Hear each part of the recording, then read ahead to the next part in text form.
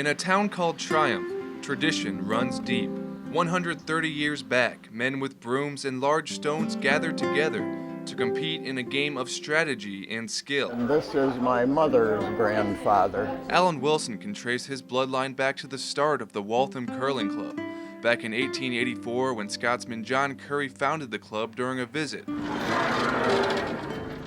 He left behind a medal members would compete for each year. We're still playing for it, so it worked like a charm.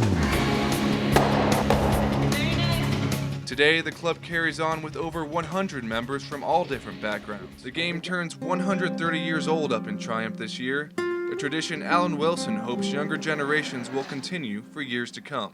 Niece's kids are playing now. They just started this year. In Triumph, I'm Chad Weber reporting. Our goal for the Pioneer area is just to give people the idea of what it used to be like in pioneer times. We have completely renovated the whole area. It's changed from stalls to more open enclosures, a little bit more of a natural setting for each of the animals. And they've got a lot more space to run, graze, and do some enrichment with their daily activities. We also have 6 pigs that have been trained to race. Ready, set, go! The pigs love their races. You can definitely tell when I go to open their gate, they're all squealing and going crazy, and they know that they're getting fed once they race, and they love getting out of their pen. With all the expansions that we have recently made in the park, when you come here now, you have more of a chance to walk around and really get a good feeling of what it used to be like to be on a farm back in that time period. The Pioneer homestead that we have shows a little one-room house and a little loft where the kids used to sleep, and it just really brings you back to more of a simple time. It's just a really nice, fun family experience, and we would love for everybody to come and just take a look around and see all the new changes that we've made and interact with our animals. A visit to St. Louis cannot be experienced through the confines of the indoors alone. To truly experience this city, you need to break free to the great outdoors. The best place to start is Forest Park. This enormous 1,300-acre park was host to both the 1904 World's Fair and the 1904 Olympics. Over 100 years later, it's now a free park open to the public, with dozens of lakes, fountains, and outdoor sporting venues. One of the best ways to experience the park is to rent a bike. You can explore 30 miles of winding curves, majestic fountains, and unique bridges. I describe it as the perfect combination of nature and human accomplishment living in harmony.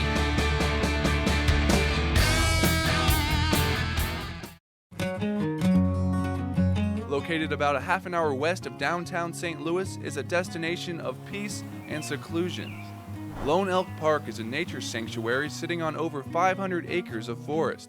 Drop a line in the water or hike a trail, but keep your eyes peeled. The bison and elk roam freely in this park. Take a drive through and see if you can spot them yourself. Right across the street, you won't have any problem spotting these creatures. The World Bird Sanctuary is home to dozens of injured and threatened birds of prey.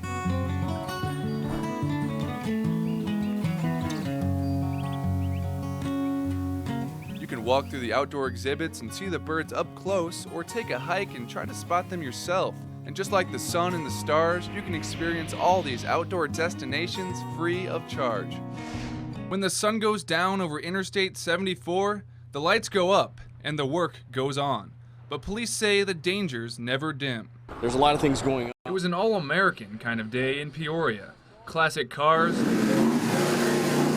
classic tunes, and hometown pride. If I'm not mistaken, Peoria is the only all-American city that you're going to be going to. It was must-watch television tonight across central Illinois.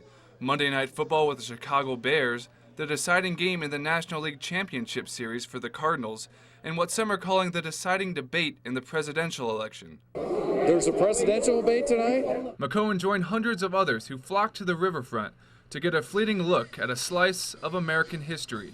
I really appreciate it from my grandpa, the way that their style is. Style that continues to stay in fashion throughout the years and from generation to generation. From the riverfront, I'm Chad Weber. Word of mouth, making a telephone call, off to the southwest. The storm just came through here. It might have been a tornado or cyclone, as they called it. Sometimes they even called it a hurricane because they weren't even quite sure what it was.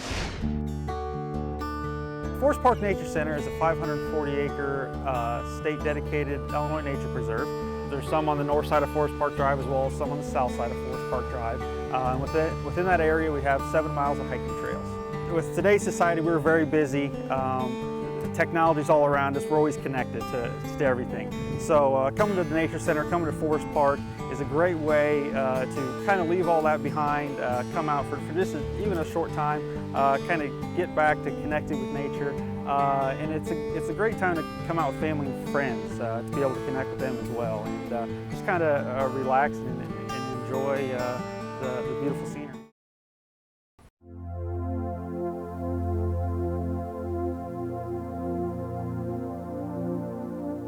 We get people that have been coming here for close to 40 years, and we get people that come here new every day. So it's great to hear from both sides, people that have enjoyed this over the years, and some people that have lived in Peoria all their lives and have never been here. And they come here the first day and they're just amazed by our 540 acres, and it gives them a sense of kind of calmness and the serenity. And they also, again, they're able to learn something, either whether it be walking through our nature center or walking on our trails and look at some of our interpretive signage that we have there. We have over 100,000 people come to the Nature Center annually. A lot of times we're referred to for some of our visitors as the hidden gem of Peoria because we are so close to the city. We are within 15 minutes, 20 minutes of any part of the city, you can get to Forest Park.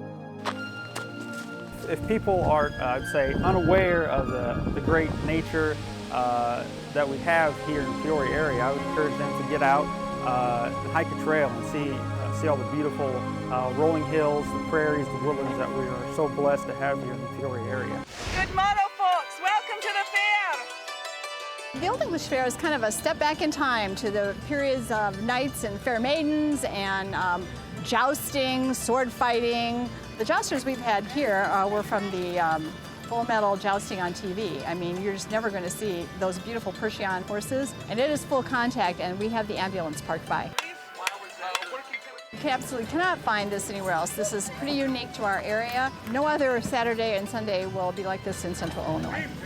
Let a light shine in your window. She's showing her ankle. Oh. We know what kind of girl she is. Your Majesty, I'm sorry. Where else are you going to see people breathing fire and a man dragging a pickle wagon around, making the armor that they wore back in the day? You aren't going to see the magnificent horses up close. I mean,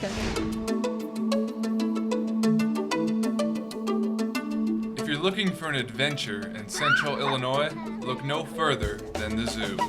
The Glen Oak Zoo in Peoria has been amazing visitors since 1955, but as director Yvonne Strode tells us, it's just recently things have really taken off. It's the bison on the prairie, wild cats in the forest, majestic birds in the wetlands, and growing up on the farm. It's our native Illinois, and it's here, preserved for generations to come. The nature path at Wildlife Prairie Park will lead you to vast plains once hunted by Indians. The forest, which were once native home to black bears, cougars, and bobcats. The wetlands, home to otters and cranes. And of course the farm, where country life is preserved for generations to come. I don't think there's anybody else around here doing it to the extent that we are. You can feel it in the air, see it in the changing colors. Fall is here, and for many, it means a pilgrimage back to the farm. Smile good. For some good old family fun.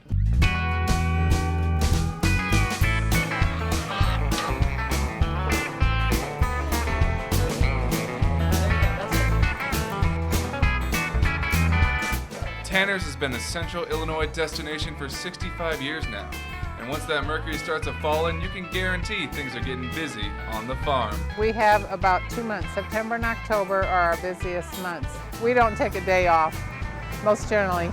The 80-acre farm draws over 100,000 visitors over the 5-month season. Bill Rutherford's vision will last for generations to come as new families grow up on the prairie. For another visit About Town, I'm Chad Weber. I decided to get myself a cup of that famous Tanner's apple cider, and as I looked around, the feelings of nostalgia from my childhood started to creep back. So many people stop us and thank us for continuing this operation, and that they're maybe the third generation already. My daughter says when there's a child screaming and hollering and doesn't want to go home, she says, another happy customer. For another visit About Town, I'm Chad Weber.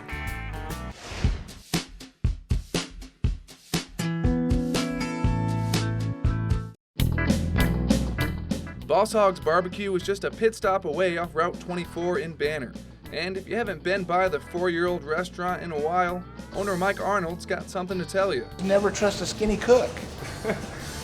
Wait, no, not that one. The food's a little different. We've changed some of the spice blends. Everything's made in-house.